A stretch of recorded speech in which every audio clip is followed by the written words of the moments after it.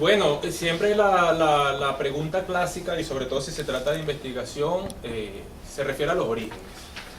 Pero ya está dicho desde hace rato, el maestro Eduardo Zanoja, quien fue el verdadero pionero en los años 80 con el movimiento pro rescate del juego de garrote, y con el maestro Mercedes Pérez, el maestro de maestros,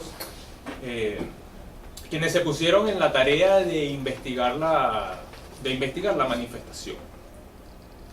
Cuando surge la pregunta de los orígenes, en el caso del juego de garrote, que es una manifestación que viene dada por la oralidad, es decir, que no hay registros, textos, fotos, láminas, que den cuenta de la manifestación, sino que siempre fue de cultura oral y también por otras características como su peligrosidad, que es duro y doloroso, o como el recelo, la discreción, el secreto que guardan los maestros en darlo a conocer, y también la falta de políticas culturales que vengan al caso apropiadas. Eso ha dado con que la investigación en el juego de garrote profunda, abarcante, total, no se haya hecho. Por lo tanto, aún sus orígenes son difusos. Nosotros no tenemos una fecha exacta ni un maestro exacto que podamos decir que fue el inventor del juego de garrote en tal época. Más bien, hemos encontrado en el transcurso de nuestra investigación que es una manifestación popular, que no fue una sola persona la que la construyó, que fueron las circunstancias en el país de conquista, esclavitud, independencia y guerra las que dieron origen a un sistema de lucha, de defensa personal, que pudiera oponerse a esa potencia avasalladora en el momento de la guerra de independencia que era España. Sin embargo, tenemos registros de antes de 1800, es decir, si no estoy equivocado, del siglo XVII, en donde el garrote con sus medidas ya aparece como arma prohibida en la legislación venezolana y en algunas ordenanzas de los municipios de Venezuela. Entonces tenemos una manifestación que desde el siglo XVII se viene dibujando. Lo que sucede, repito, es que no tenemos un registro historiográfico que diga de manera exacta que en Venezuela existe, o existió en aquella época, un método de lucha llamado juego de garrote. Eso vino a suceder fue en el siglo XX, no en el siglo XVII. Pero cuando encontramos que en el siglo XVII el garrote ya es arma prohibida, entonces nos da serias sospechas de pensar que existían personas que lo sabían usar más allá de una técnica bruta. Entonces, para concluir el tema de los orígenes, es una construcción popular que no dependió de una sola persona, tiene una evolución en el tiempo que probablemente comienza en el siglo XVII, ya después José Antonio Páez habla de los palos, pero no del juego, y sí habla de jugar la lanza, y él mismo era un peleador de palos, en su autobiografía está. Y así muchas historias y anécdotas de nuestros próceres, luchadores, campesinos, también mujeres campesinas, que dan cuenta de manera por goteo de que existía la manifestación, pero sus orígenes no son claros. Sin embargo, tenemos serias razones para conjeturar, para suponer, porque no podríamos asegurarlo, que tiene por lo menos 3 siglos. Eduardo Zanoja, él comenta que es tan difuso como pretender conocer el origen del volar papagayo, el juego de metras o trompo, entonces que son manifestaciones que no tienen una data específica de origen. Sin embargo, no podemos ser la excepción en el mundo donde cada pueblo o grupo originario ha desarrollado algún método de defensa personal. Y nosotros, siendo un país, sobre todo libertador, déjenme aprovechar de sirve haciendo propaganda, desarrollamos, pues no podíamos hacerlo por antonomasia quizás, no.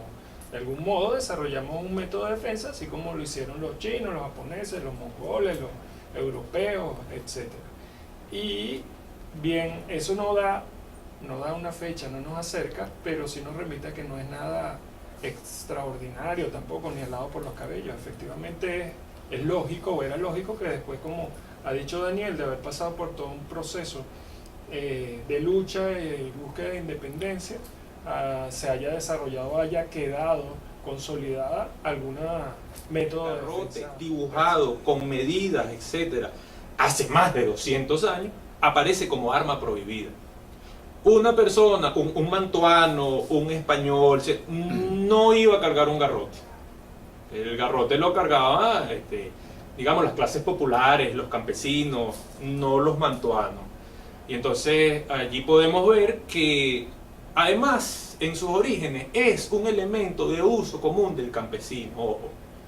Que sirvió como elemento de lucha, sí. Pero tenemos desde la vara de Moisés, desde el bastón de mando, el palo, el garrote como elemento de la cultura humana, desde el mono que un día se erigió y tomó una piedra y un palo. ¿Viste? Tenemos que venirnos desde allí hasta que llegamos a nuestros campesinos, donde un palo sirve para espantar una culebra, para arriar un animal, hasta como compañero de viaje, porque en un momento dado, dice el propio maestro Mercedes, puede ser más que su padre y que su hermano. Se le otorgan propiedades al garrote, hasta humanas, hasta personales. Así que en el origen del juego de garrote venezolano tenemos al garrote como elemento de uso común del civil, del campesino, que después con puño de plata se convirtió en bastón. Está bien, pero es el mismo garrote.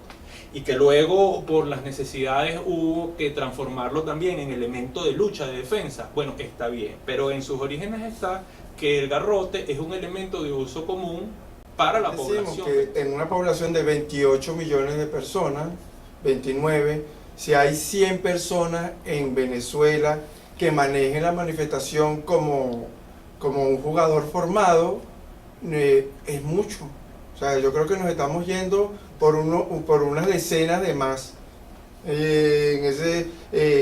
Tenemos que estar claros que estamos más cerca de la extinción como manifestación que la preservación y la difusión. Existen estructuras físicas adecuadas para la enseñanza del juego de palo. No existen. Es por voluntad propia que los jugadores se reúnen donde pueden, como pueden. No existen medios de difusión formales mediante los cuales las personas se puedan enterar siquiera de que existe. Es una manifestación que aún es desconocida para el venezolano. Muchas veces confundido con el tamunandi, cuando mucho. Sin embargo, cuando escarbamos un poco y le movemos la fibra a las personas, nos damos cuenta de que empiezan a aparecer memorias que las propias personas no sabían o no se acordaban que tenían. Ah, con razón mi abuelo tenía un garrote detrás de la puerta que no dejaba que se lo tocara nadie. Ah, con razón mi tía abuela salía al mercado los domingos con un garrotico pequeño debajo de la falda, debajo de la blusa, debajo de... Entonces empieza a aparecer el juego de garrote, pero más como un fantasma, no porque haya un conocimiento general en Venezuela de que existe. También hablamos de esa educación que nos permite reconocer nuestras semillas culturales. Nuestras semillas culturales nos encargamos y se encargaron circunstancias de dispersarlas tanto que ya no las reconocemos. Llegó un momento, ustedes dicen que se enamoraron del juego de garrote a primera vista, yo no. A mí me gustaba el Cali filipino, no soportaba el juego de garrote. Era muy violento, no me daba seguridad, con lo otro sí. Y yo no quería el juego de garrote, no quería. Pero llegó un momento en que sí, empezamos a entender que soy yo soy esto otro. Y desde ahí no nos quedemos solamente a nivel de juego de garrote. Esta es una conversación, cuando hablamos del rescate del juego de garrote, hablamos de un rescate a nivel político y social. No hablamos nada más de una manifestación tradicional. Hablamos aislada de todo lo demás. Hablamos de cómo nos vestimos, de cómo nos sentamos, de cómo comemos, de cómo hablamos.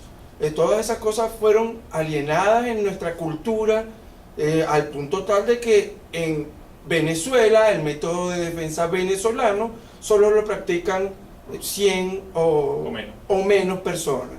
Entonces cuando hablamos del juego de garrote, sí, está muy bien todo lo demás, pero es el momento para hacer una profunda reflexión sobre nuestros valores, sobre nuestras cargas, sobre nuestra vida, sobre nuestras legislaciones.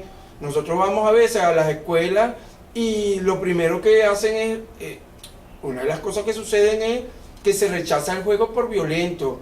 Pero es que eso somos nosotros también. Nosotros somos violencia, nosotros somos personas que hemos salido de conflictos para encaminarnos en cosas que son disfrazadas por una música superficial o por cosas que en verdad no nos representan. Después de que el principiante tiene educación de la mano, ellos lo están haciendo de forma suave porque esos garrotes son artísticos.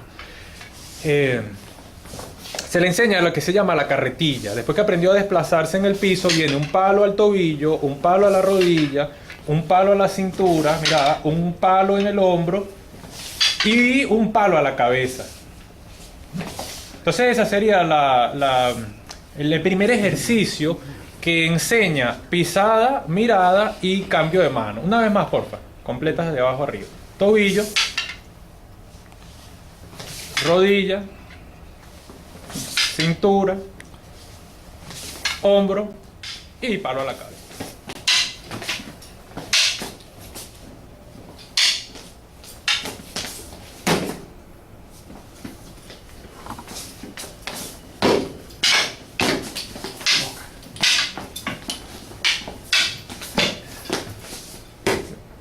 Se está pegado.